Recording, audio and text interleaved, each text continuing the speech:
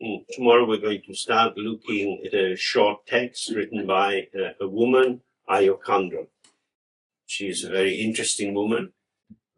She died not such a long time ago, maybe 60 years ago, 60, 70 years. For the last 50, 60 years of her life, she lived in a small hut, primarily in the dark. She didn't go out.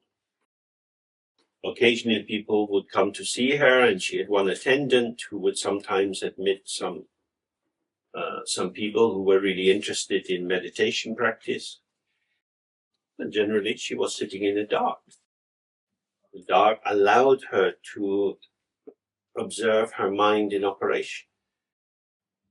If you wake up in the middle of the night and you hear a strange noise, you want to put the light on. And you have a look around. Because as you look around, you're trying to identify, oh, what is the cause of the sound?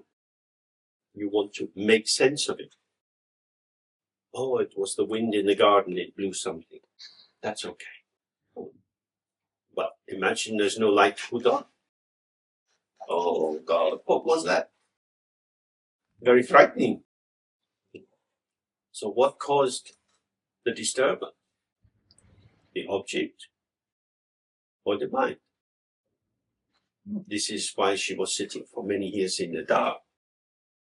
By not using the link of sense inspection and thought construction, she was able to stay the raw, uncooked, unprepared immediacy of what was arising.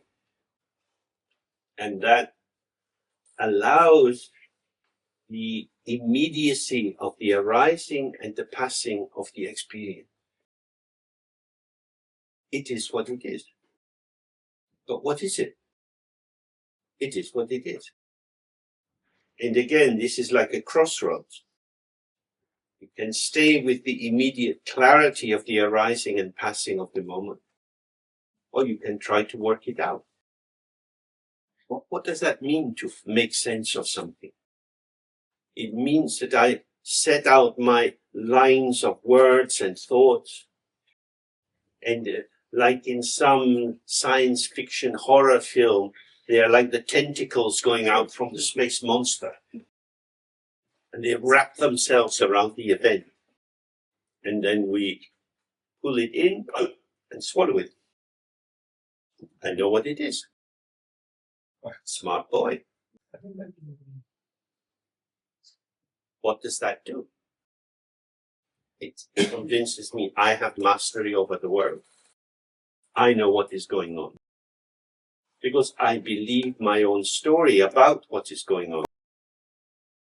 This is actually a retroflexive movement.